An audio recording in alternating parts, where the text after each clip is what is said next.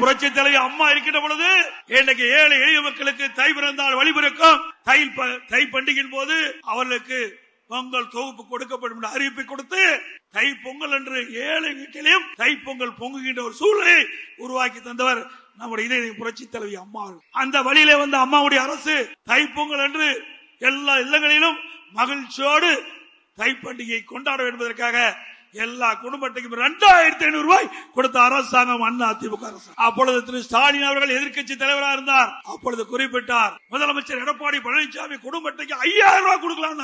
5000 ரூபாய் கொடுக்கலாம் திரு ஸ்டாலின் சொன்னார். திரு ஸ்டாலின் அவர்களே, நாங்கள் வேண்டுகோளாக வைக்கிறோம், தை பிறந்தால் வழிபிறக்கும் தமிழனுடைய திருநாள் தை திருநாள்.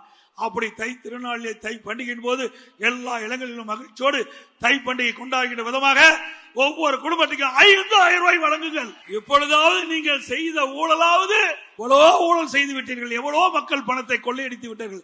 இனியாவது கடைசி காலகட்டத்திலாவது மக்களுக்கு மகிழ்ச்சி ஊட்டுகின்ற விதமாக இந்த தை பண்டிகை மகிழ்ச்சிகரமாக கொண்டாடுகின்ற விதமாக ஒரு 5000 ரூபாய் நீங்கள் வழங்க வேண்டும். எவ்வளவோ கொள்ளையடிச்சிட்டு இருக்கிறீங்க, ஆனா மக்களுக்காக எந்த திட்டமும் கொடுக்கல, எந்த பெரிய திட்டமும் இந்த ஆட்சியில வரல. இதையாவது இந்த ஏழைகளுக்காக செய்ய வேண்டும் என்று வேண்டுகோளாக வைத்து நாம் முன்கூட்டியே, எனக்கு முன்னாலே தலைமை கழக நிர்வாகிகள் குறிப்பிட்டதை போல நாம் முன்கூட்டியே தமிழகத்தில் பல்வேறு மாவட்டங்களில் எழுச்சி பயணத்தை மேற்கொண்டோம். அந்த எழுச்சி பயணத்தின் போது நம்முடைய மாவட்ட செயலாளர், தலைமை கழக நிர்வாகிகள், வருகை வந்திருக்கின்ற ஒன்றிய செயலாளர், நகர செயலாளர், பேருக்கழக செயலாளர், பகுதி செயலாளர் அத்தனை பேர் ஒருமித்த கருத்தோடு மிக சிறப்பாக எழுச்சியாக அந்த எழுச்சி பயண கூட்டத்தை நடத்தினீர்கள். மக்களை காப்போம், தமிழகத்தை மீட்போம் என்று நாம் குரல் கொடுத்து கிட்டத்தட்ட 175 சட்டமன்ற தொகுதியிலும் அண்ணா திமுக அந்த பிரச்சாரத்தை தொடங்கினோம். இனி எந்த கட்சியும் இனிமேல் எவ்வளவு சட்டமன்ற தொகுதியில போய் பிரச்சாரம் செய்ய முடியாது. அப்படி அருமையான